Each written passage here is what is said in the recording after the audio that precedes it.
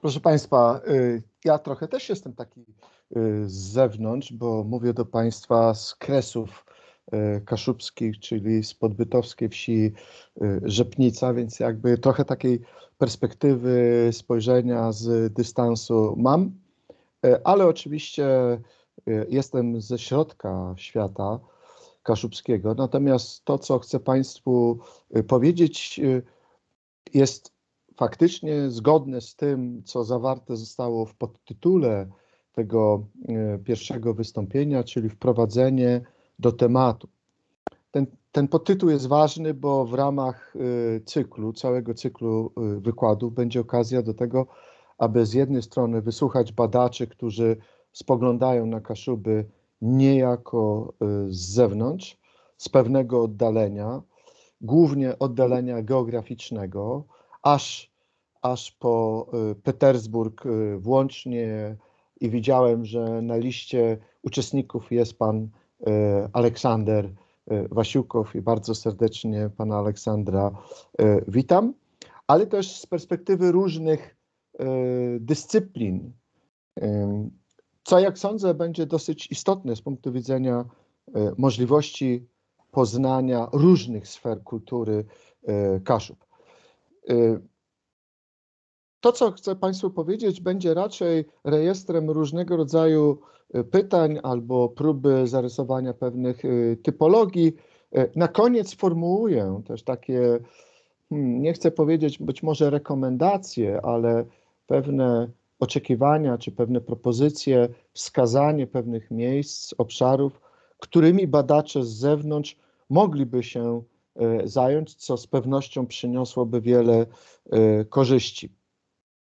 Oczywiście nie ma co uzasadniać ważności i sensowności zaproszenia do takiej refleksji badaczy z zewnątrz, bo od razu na samym początku mogę powiedzieć, że Kaszubi mieli zawsze bardzo wiele szczęścia do takich badaczy i jak widać, i będzie widać to w trakcie kolejnych spotkań, to trwa nadal.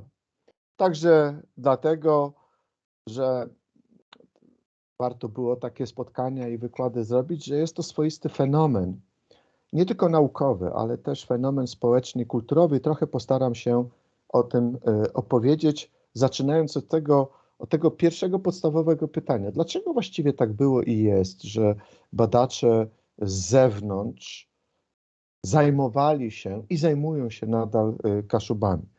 Zacząć wypada od tego, że sprawa kaszubska w ogóle zaczęła się od badania naukowego i to właśnie badania naukowego wywołanego tym zewnętrznym zainteresowaniem. To znana rzecz, jak sądzę, związana z postacią Krzysztofa Celestyna Mrągowiusza, rodem z Mazur, który po studiach w Królewcu zamieszkał w Gdańsku, tutaj prowadził swoją aktywność edukacyjną, naukową i jakimś niezwykłym zbiegiem okoliczności, takim momentem inicjacyjnym zaczęło się tak, że tych kilka drobnych uwag Mrągowiusza w jego niemiecko-polskim słowniku, kilka dosłownie uwag poświęconych Kaszubom, kazało zadać pytanie, cóż to takiego te Kaszuby? Kim są Kaszubi? On przywołał ich mowę, narzekając czy martwiąc się, że ona zanika. I te kilka zdań zwróciło uwagę zarówno badaczy w Rosji, badaczy właściwie tych, którzy byli zafascynowani dawną przeszłością słowiańską, ale również niemieckich w Szczecinie czy w prowincji Pomern. Niedługo będzie okrągła rocznica pierwszej naukowej wyprawy Krzysztofa Celestyna Mrągowiusza na Kaszuby w 1826 roku i warto tę datę 200-lecia, która będzie dosłownie za już kilka lat, mieć w pamięci. Już w przypadku Mrągowiusza i tego, że to jego właśnie poproszono o to, aby rozeznał bliżej, zapoznał się i opowiedział tym, którzy byli zainteresowani tą kaszubską dziwnością czy tajemnicą, pojawiają się te kluczowe elementy, które właściwie będą zawsze przewijały się przez kolejne pokolenia właściwie badaczy, tych zewnętrznych badaczy. Po pierwsze, Kaszubi już właśnie na początku XIX wieku przyciągali uwagę nie tylko badaczy, ale tych, którzy zlecali badaczom rozpoznanie rzeczywistości, przyciągali swoją ciekawością. Po prostu to było ciekawe, że coś takiego jest, o ile jest, na początku przecież w ogóle nie wiedziano. Zastanawiano się, czy coś takiego jeszcze trwa, czy ktoś taki jeszcze jest. Jednym słowem, ciekawość była istotnym elementem. Ale też od samego początku sprawa kaszubska była trudna, była kontrowersyjna, była uwikłana w różnego rodzaju konteksty polityczne, religijne, kulturowe, nawet ekonomiczne. I teraz właśnie z tego względu, że ona była trudna i kontrowersyjna, ona była intrygująca. To nie tylko kwestia ciekawości, ale też kwestia konieczności zmierzenia się z czymś, co jest nieoczywiste, co właśnie bywa bardzo trudne. I wreszcie oprócz ciekawości i pewnej kontrowersyjności sprawy kaszubskiej, na pewno uwagę badaczy zwracał fenomen trwania kultury i języka Kaszubów oraz ich własna aktywność. To był fenomen społeczny, kulturowy, który domagał się pewnej interpretacji, opisu.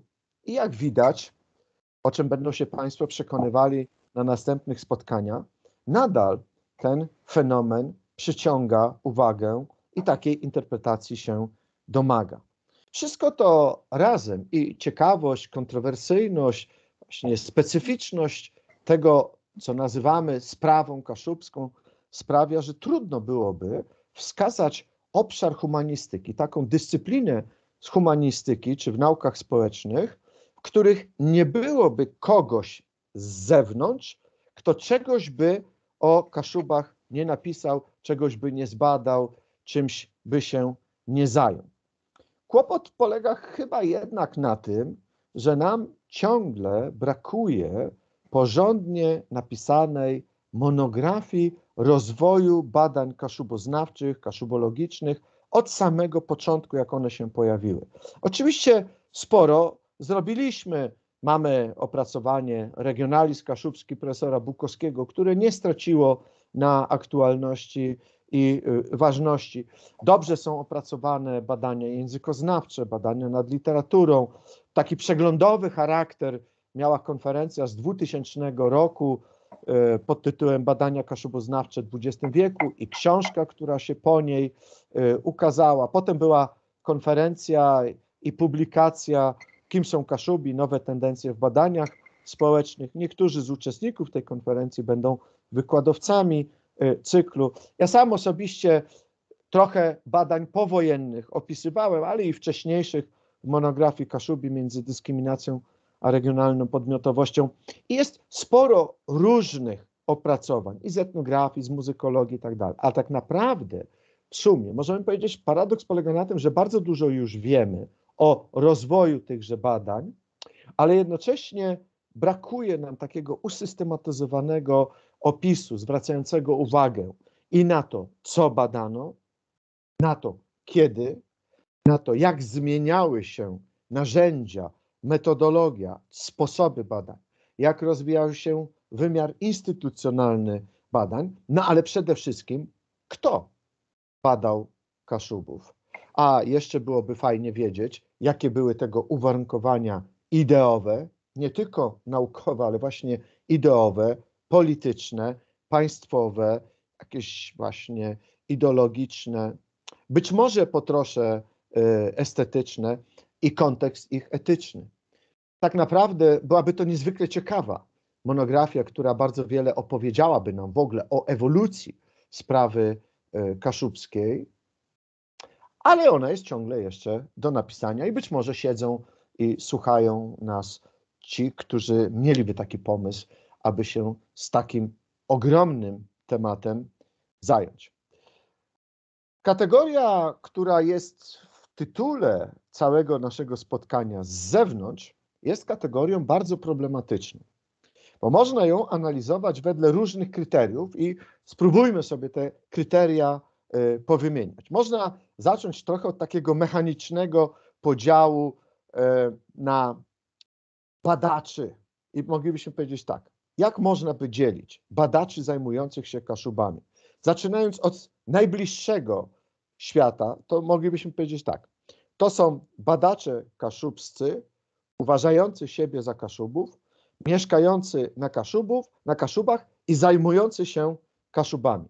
Oczywiście mogą być tacy, którzy mieszkają na Kaszubach, są Kaszubami, ale nie badają Kaszubów, bo taka jest ich specyfika obszaru badawczego. Zajmują się kwestiami zupełnie dalekimi od kultury, czy od na przykład języka, od tożsamości kaszubskiej. W każdym razie idzie o tych, którzy są Kaszubami, mieszkają na Kaszubach i zajmują się Kaszubami. To jest najbliższy, powiedziałbym, Kaszubom rdzeń. Ale są też oczywiście, mówiąc o tej grupie, trzeba zdawać sobie sprawę, że ona zaczęła kształtować się na dobrą sprawę bardzo późno, bo takich badaczy wywodzących się z Kaszub, zajmujących się Kaszubami, mających tożsamość kaszubską, tacy badacze zaczynają się pojawiać tak na dobrą sprawę, kształcić się dopiero w okresie międzywojennym. Takim pierwszym pokoleniem, dla którego symboliczną postacią jest profesor Gerard Labuda. Ale na dobrą sprawę to środowisko kaszubskich akademików mieszkających na Kaszubach i zajmujących się Kaszubami, ono się rozwinęło w gruncie rzeczy w pełni dopiero po 1945 roku, a na dobrą sprawę to są dopiero lata 60. i lata 70. Wcześniej to były pojedyncze osoby, o czym jeszcze trochę sobie opowiemy. Drugi krąg tworzą ci, którzy mają pomorskie korzenie, żyją na Pomorzu czy na Kaszubach i Kaszubami się zajmowali, ale nie są Kaszubami z pochodzenia, choć w świat kaszubski bardzo mocno wrośli, często bardzo silnie się z nim identyfikującymi. W XIX wieku taką postacią charakterystyczną, która nie był akademikiem w znaczeniu współczesnym, ale niewątpliwie osobą o bardzo dużym dorobku naukowym, był Józef Łęgowski, doktor nadmorski, pochodzący z Powiśla, z Malborskiego, ależ ileż ważnych rzeczy o Kaszubach napisał. Na początku XX wieku taką postacią niewątpliwie był Izydor Gulgowski, który całe swoje życie właściwie poświęcił Kaszubom. W następnych pokoleniach takich osób było i jest nadal bardzo dużo.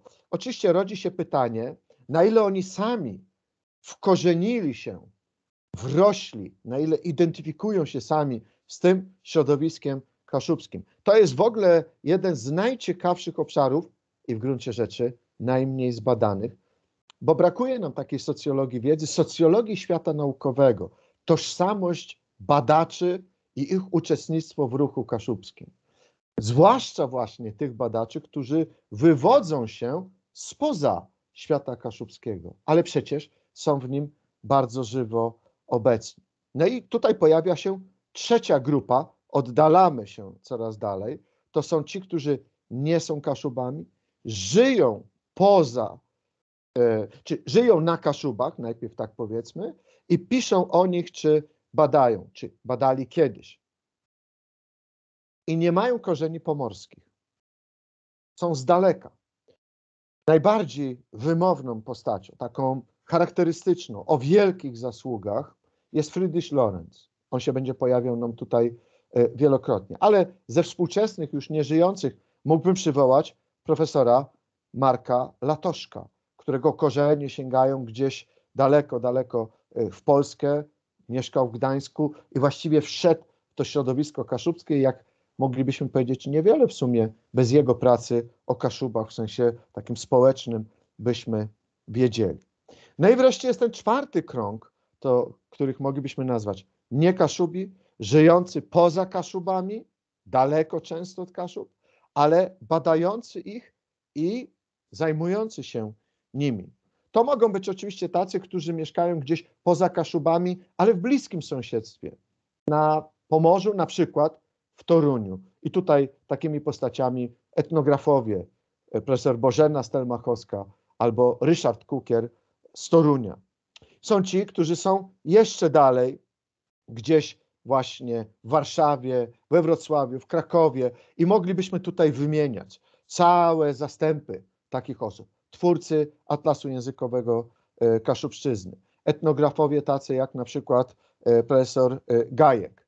Nie mówiąc już o tych, którzy mieszkają poza granicami Polski. Takich osób jest naprawdę bardzo dużo na terenie właśnie rosyjskojęzycznym, ale w Niemczech i tak dalej, i tak dalej. Do tego obszaru międzynarodowego jeszcze trochę nawiążę. No, oczywiście nie można zapominać o tych, którzy są Kaszubami, wywodzą się z Kaszub, zajmują się Kaszubami, ale wywędrowali z Kaszub.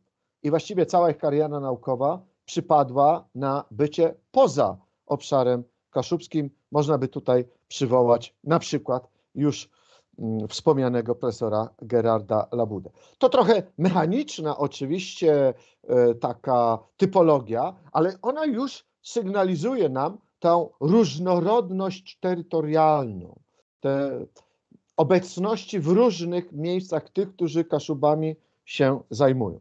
Ale to nie jedyne oczywiście kryterium, które moglibyśmy tutaj przyjąć, bo moglibyśmy na przykład uwzględnić kryterium chronologiczne, czy przyglądając się rozwojowi badań kaszubologicznych w poszczególnych okresach, jak te badania ewoluowały. I mogliśmy powiedzieć tak, pierwsza faza to jest faza dominacji badaczy prywatnych, na przykład właśnie Friedricha Lorenza, czy jeszcze wcześniej Mrągowiusza, czy też powiązanych w jakiś sposób z instytucjami akademickimi, ale takimi, które były daleko od Kaszub. No i tutaj postacią znowu, którą warto przywołać, jest Stefan Ramuth, związany z Akademią Umiejętności wówczas. Mówię tutaj głównie o okresie przed 1914 roku, kiedy jeszcze procesy instytucjonalizacji w nauce były, zwłaszcza na naszym terenie, czyli na terenie powiedzmy Kaszub, czy nawet szerzej rozumianym terenie Pomorza, one były bardzo słabo rozwinięte.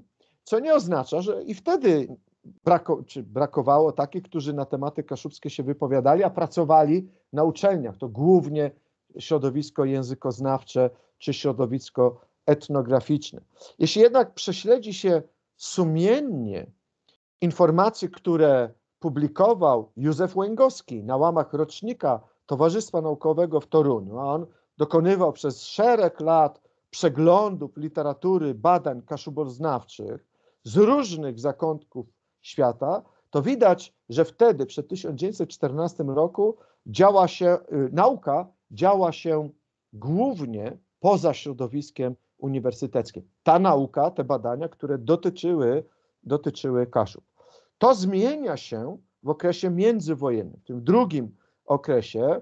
On jest istotny właśnie z tego względu, że w Polsce zaczęło się rozwijać, kształtować, instytucjonalizować środowisko akademickie, a mniejsze znaczenie zaczęły mieć wówczas takie badania indywidualne, także te zagraniczne, te spoza świata polskiego. Choć oczywiście kontekst sporu, ten kontekst o polski korytarz, o Kaszuby, o Pomorze, ten kontekst sporu polsko-niemieckiego nadal bardzo silnie rzutował na to, jak postrzegano i czy zauważano problem kaszubski jako odrębny problem specyficzny, ważny, nadający się do tego, aby prowadzić takie badania.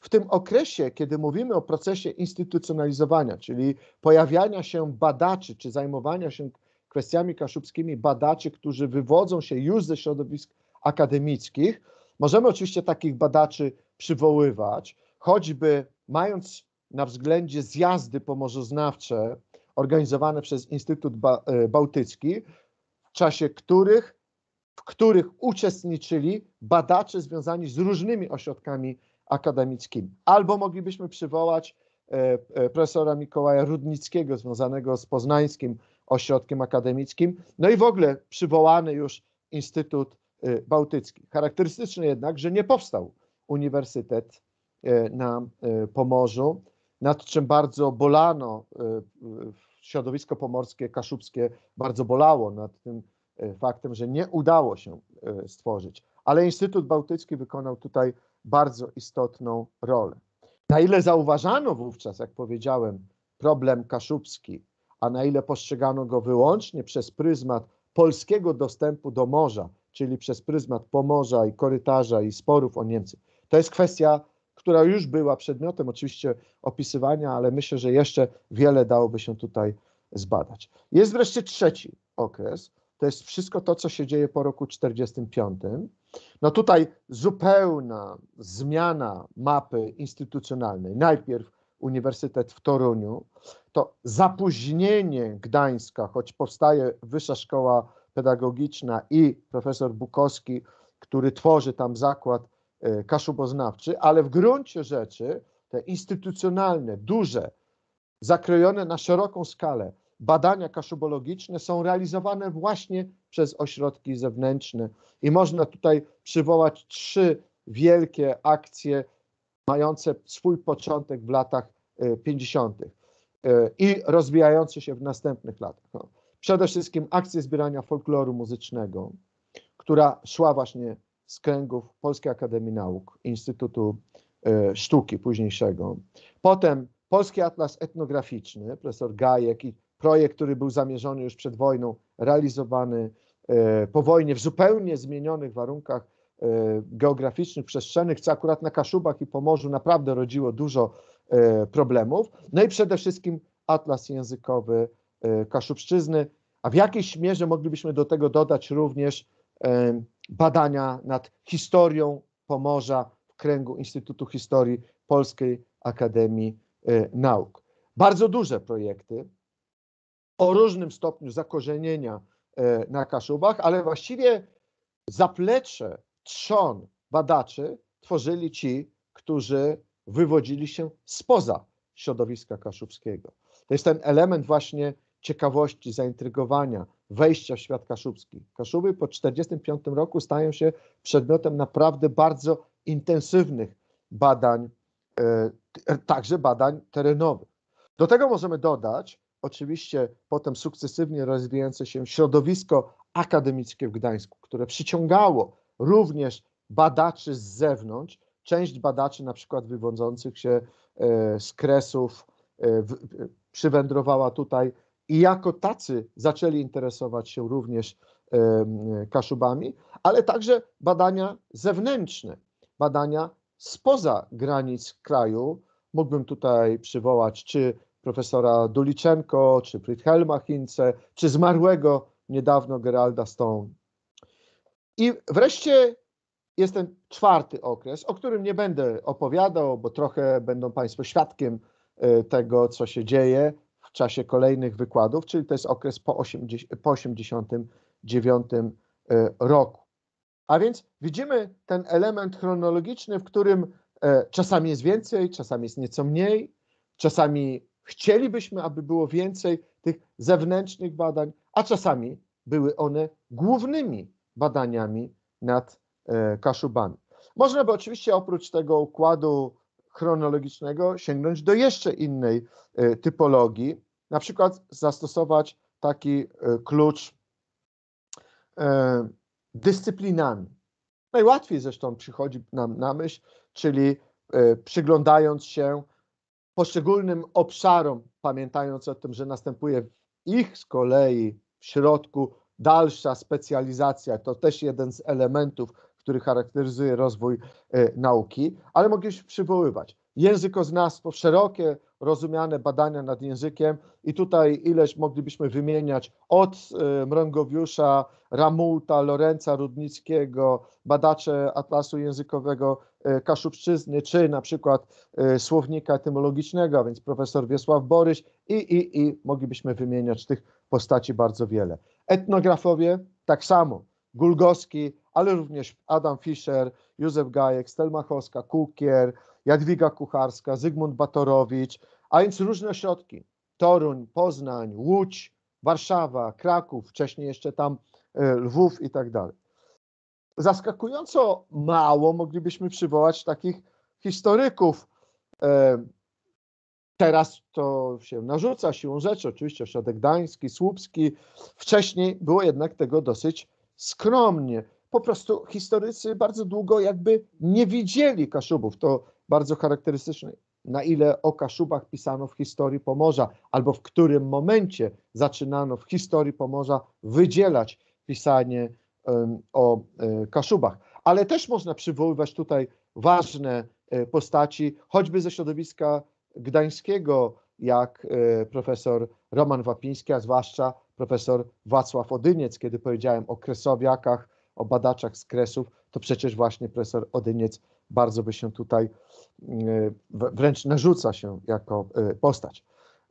Podobnie jeśli idzie o socjologów, ci socjologowie, którzy zaczęli zauważać Kaszubów, no to bardzo długo właściwie nie wydzielano tej specyfiki kaszubskiej, nie zauważano. To taka dziwna być może sytuacja, w której właśnie to socjologowie o kaszubskich korzeniach więcej pisali i myślę tutaj o Stanisławie Literskim, właściwie już zapomnianej niemal postaci, czy chociażby o profesorze Synaku.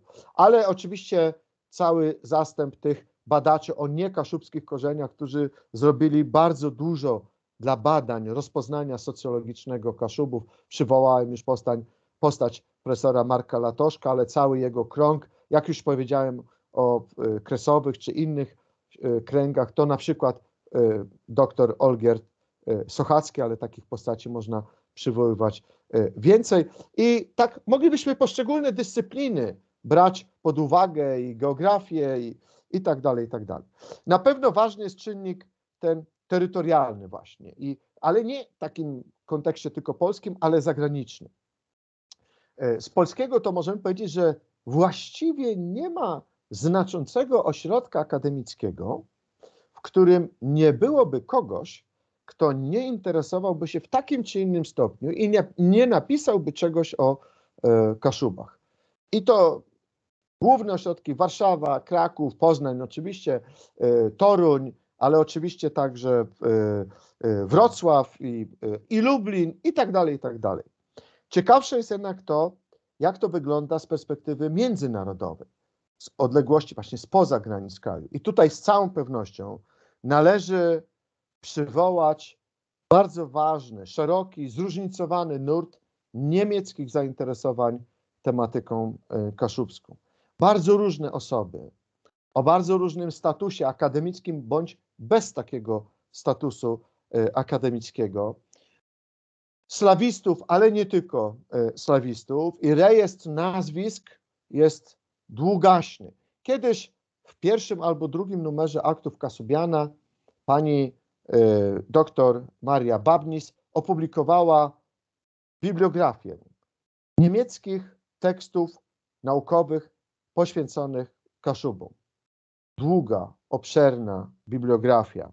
I tutaj można przywoływać takie ważne postaci jak Franz Tetzner, Aleksander Treichel, Friedrich Lorenz oczywiście, po wojnie Friedhelm Hinze, a to tylko sygnalizowane nazwiska.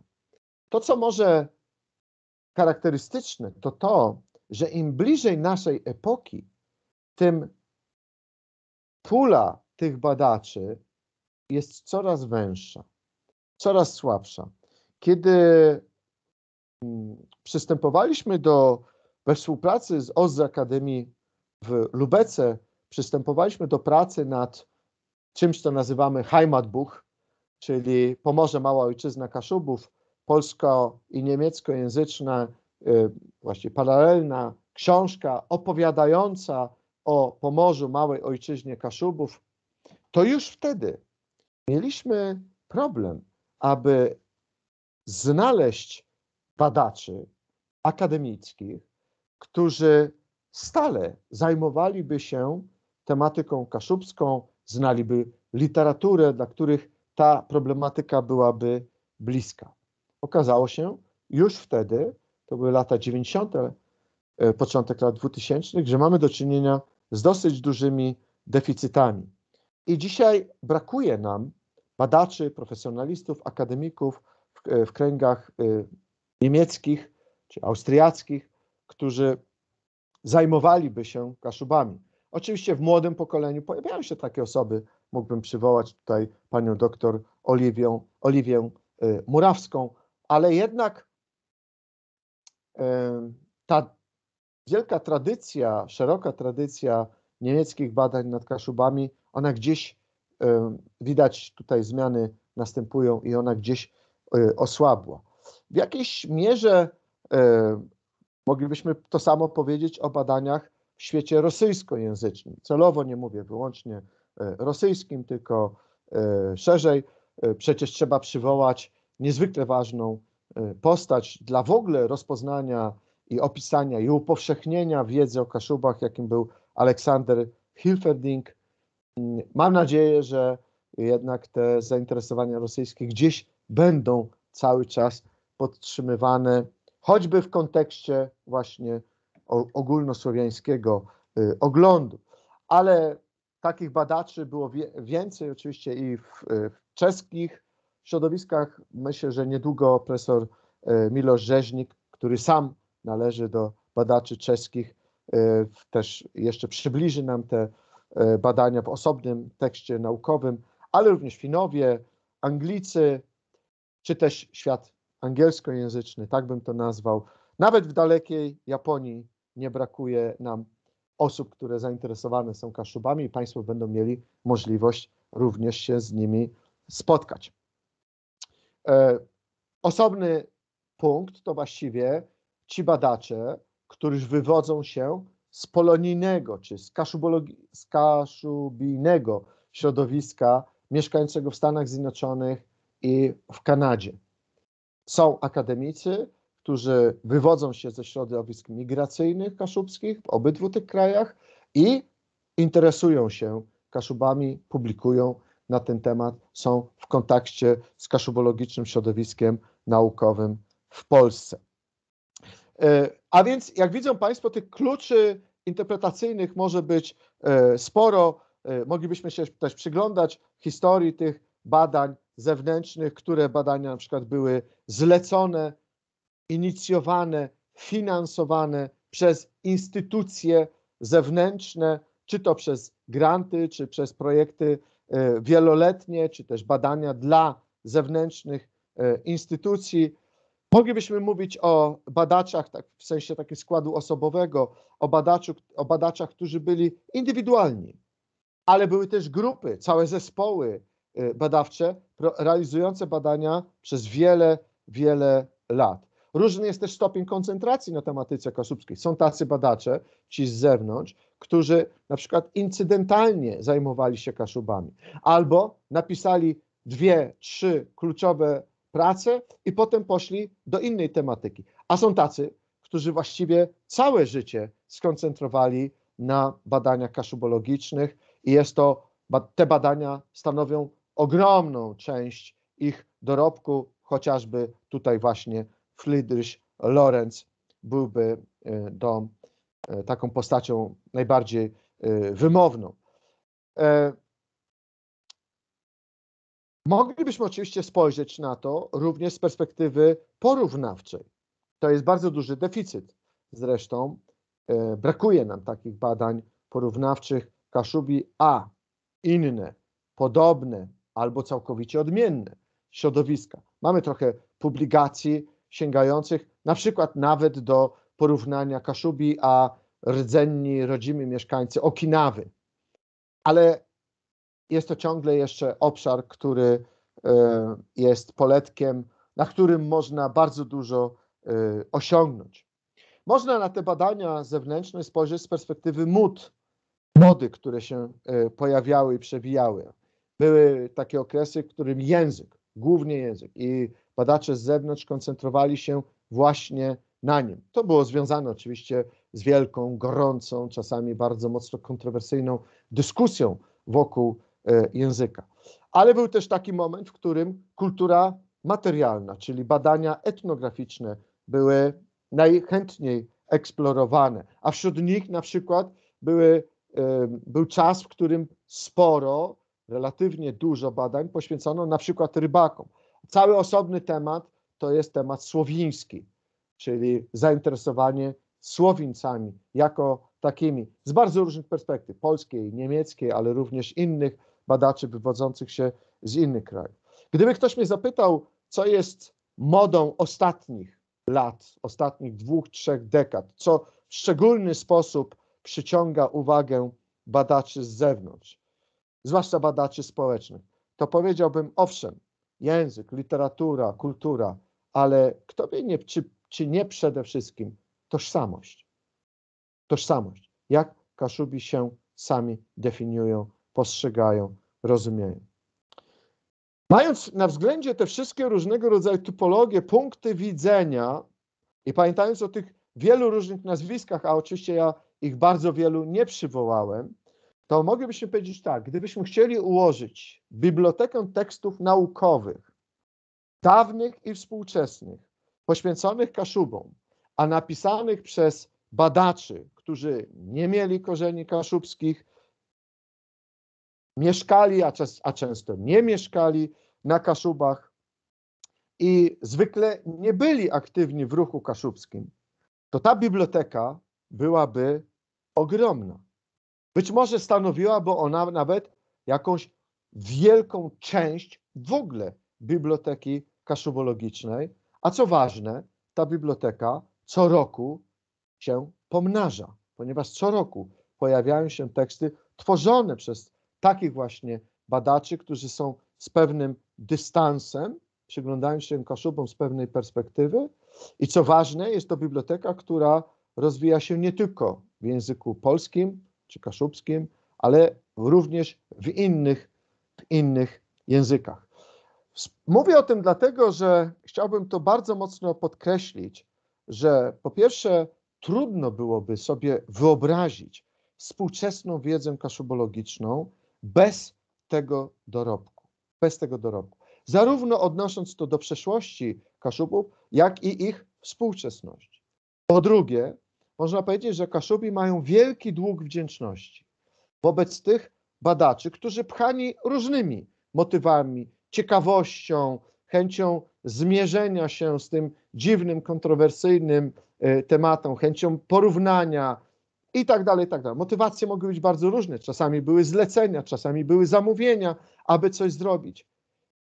Tym niemniej mamy wielki dług wdzięczności wobec tych, którzy realizowali, prowadzili badania, pisali i tak dalej. Co oczywiście nie zwalnia nas z krytycznego oglądu tego, co się działo, kto robił, jak pisał. Ale myślę po trzecie też, że działa to w drugą stronę. Otóż ci badacze w przeszłości, ale myślę, że również ci badacze współcześni mają za co być wdzięczni Kaszubom, którzy dzielą się z nimi swoją kulturą, dzielą się nimi sobą. Mówiąc inaczej, moglibyśmy powiedzieć, dają się badać. Są tym wdzięcznym obiektem badań. Oczywiście, mówiąc o tym wszystkim, nie idzie mi o to, żeby tutaj tylko zrobić prosty rejestr osób, zdarzeń, przedsięwzięć, projektów. Ciekawsze i być może ważniejsze są pytania, które da się sformułować, pamiętając o tych wszystkich badaniach wcześniejszych, nie siląc oczywiście odpowiedzi na te pytania, ale ten rejestr pytań może być rejestr pewnych wątpliwości. I wymienię tylko hasłowo, zachęcając Państwa do pewnej refleksji, być może słuchając następnych wykładów. Jakie ryzyka, jakie, można powiedzieć wprost, zagrożenia związane są z tymi badaniami? Jakie elementy? I wymienię je, nie dokonując tutaj pewnej oceny, ale pokazując pewne ryzyka. Na przykład ryzyko protekcjonalizmu. Jak się czyta teksty dawne, XIX-wieczne, ale też XX-wieczne, to tej protekcjonalności wobec Kaszubów ze strony tych, którzy badali, było naprawdę sporo. Ale i dzisiaj, kiedy przygląda się teksty, patrzy się, czyta, analizuje się te teksty, to czasami ten element protekcjonalności jest widoczny. Być może jest to kwestia naszego przewrażliwienia. Po drugiej stronie, mogę się powiedzieć, jest sporo sentymentalizmu, czy było, może dzisiaj jest już tego mniej, ale było sporo takiego sentymentalizmu, albo też czegoś, co nazywam chęcią pisania pozytywnego, żeby te badania, to pisanie, to zainteresowanie było wzmocnieniem jej, wsparciem dla niej, daniem jakby powodu do dumy. To, że my właśnie z zewnątrz zajmujemy się, może być właśnie powodem do dumy dla samych Kaszubów, że ktoś taki o nas pisze, się nami zajmuje. To nie wynika absolutnie ze złych intencji. Jest kwestia właśnie funkcjonowania, czyli czegoś, co moglibyśmy nazwać społecznym odbiorem, społecznym funkcjonowaniem tej relacji pomiędzy badanymi a badaczami. Z tym też wiąże się coś, co moglibyśmy określić mianem pewnego ryzyka selektywności, a więc ukazywania czy koncentrowania się na tym, co by nam pasowało do oglądu, do naszego obrazu. Ja podam jeden bardzo konkretny przykład. Bardzo ważnej książki, bardzo ciekawych i ważnych badań i bardzo zasłużonej dla badań kaszubologicznych osoby, pani profesor Jadwiga Kucharska, która prowadziła badania etnograficzne na Kaszubach od właściwie lat 50. do lat 80. Łódzki Ośrodek Etnograficznych. I napisała jedną z ważniejszych książek o tożsamości Kaszubów, koncentrując się na badaniach na ziemi bytowskiej. Ona robiła te badania w latach 70. I jakże charakterystyczne, w tych badaniach mamy bardzo różne rzeczy. Zauważa i tam kwestia granicy, czy właśnie pogranicznego charakteru ziemi bytowskiej, Polska, Niemcy i tak dalej, ale w tych badaniach nie ma nic o trwającej w czasie, kiedy ona prowadziła te badania, masowej emigracji Kaszubów, wyjazdu Kaszubów. Tam się podkreśla element patriotyczny i słusznie, przywiązania do polskości, tradycji Związku Polaków w Niemczech, ale w tym samym czasie i często z tych samych rodzin, które należały do Związku Polaków w Niemczech, ludzie wyjeżdżali do Niemiec. Masowo, to były setki, tysiące osób, które z tego pogranicza wyjeżdżały. Jest taki przykład właśnie selektywności, niezauważania pewnych istotnych elementów, które się dzieją w świecie kaszubskim. Zupełnie inaczej niż w badaniach, które bardzo długo nie widziały światła dziennego, dr Karoliny Literskiej, która napisała właśnie w 1977 roku, napisała i obroniła doktorat na Uniwersytecie Adama Mickiewicza właśnie o emigracji Kaszubów bytowskich do Niemiec. I to była tajna obrona, na której był tylko promotor, recenzenci i komisja i smutni panowie z pewnych służb. I właściwie pani Karolina Literska, nigdy ten doktorat nie został opublikowany. Pierwszy raz referat na ten temat został wygłoszony w 1995 roku na konferencji w Słupsku, a potem pani Karolina Literska razem z mężem, profesorem socjologii wywodzącym się ze środowiska kaszubskiego Stanisławem Literskim, wyjechali sami do Niemiec. A więc widzimy dwa kontrapunkty, badania w tym samym czasie, na tym samym obszarze, ale jak zupełnie inne obrazy tej rzeczywistości. W związku z tym pojawia się oczywiście także pytanie o popularyzację wiedzy o Kaszubach.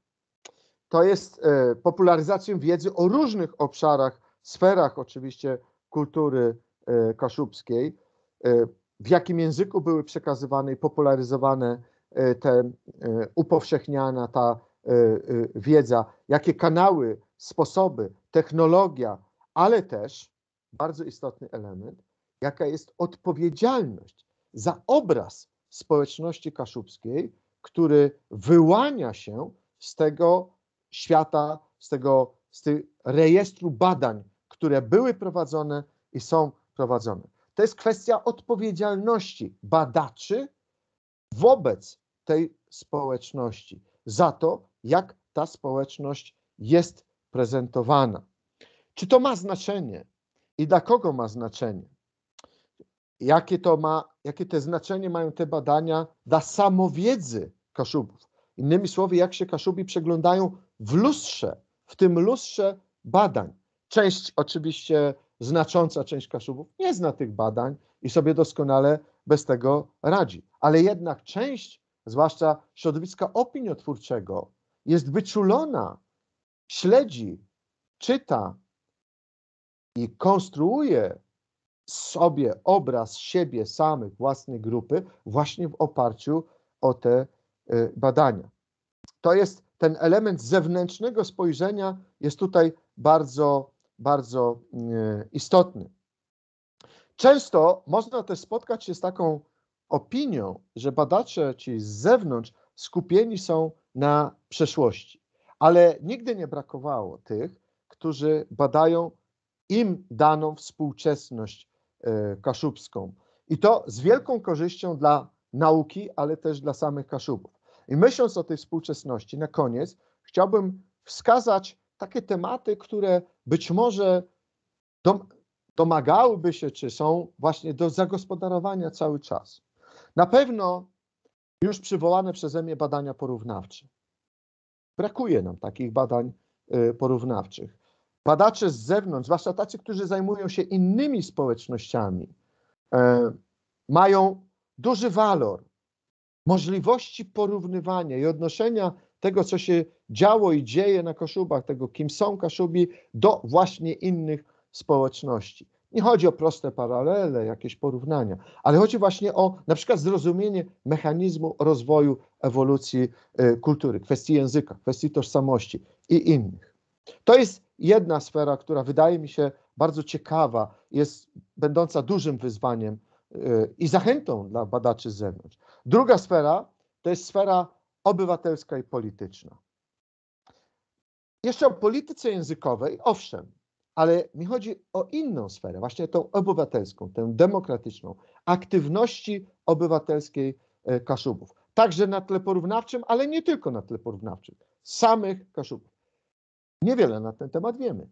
Byłoby bardzo fajnie, gdyby przyszli, zaczęli robić, obserwować analizy, badania robić, badacze, którzy są z zewnątrz, którzy może nie są właśnie uwikłani, wpisani w tę grę polityczną, która siłą rzeczy także w środowisku kaszubskim się dzieje. Kolejna sprawa to szeroko rozumiany społeczny kontekst zmian klimatycznych. Na Kaszubach niezwykle ważna kwestia krajobrazu kulturowego, kwestia przestrzeni, morze, rzeki, kwestia lasów, kwestia katastrof, choćby katastrofy 2017 roku. Kwestia na przykład tego, czy Kaszubi są gospodarzami na swojej ziemi, jaki jest ich stosunek do tego. Cała powiedzmy sfera ekologii społecznej. To jest wielkie poletko. Oczywiście dla samych Kaszubów również, ale to jest ten element również, którym mogliby się zająć badacze, którzy patrzą na to z pewnej perspektywy. Kolejny obszar to jest zmiana pokoleniowa. Niezwykle ważna zmiana pokoleniowa, którą widzimy i w sferze języka, i w sferze aktywności kulturowej, i w sferze aktywności związanej z właśnie wymiarem obywatelskim. No i oczywiście w tożsamości. Ta zmiana pokoleniowa jest też pytaniem o przyszłość. Jak właściwie Kaszubi się odtwarzają w każdym następnym pokoleniu. Niezwykle fascynujące właściwie laboratorium kulturowe związane choćby z edukacją językową, edukacją szkolną. Jakie jest tego znaczenie? Tu aż się prosi o zainteresowanie badawcze, może właśnie badaczy z zewnątrz.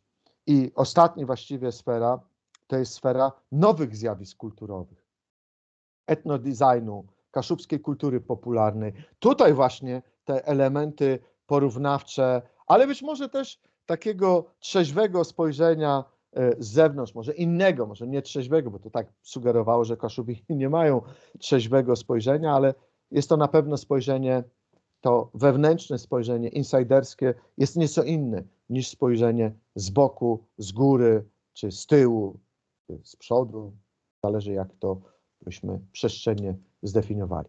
To tyle uwag z mojej strony. Bardzo serdecznie dziękuję tym, którzy wytrwali za wysłuchanie. Zapraszam do rozmowy.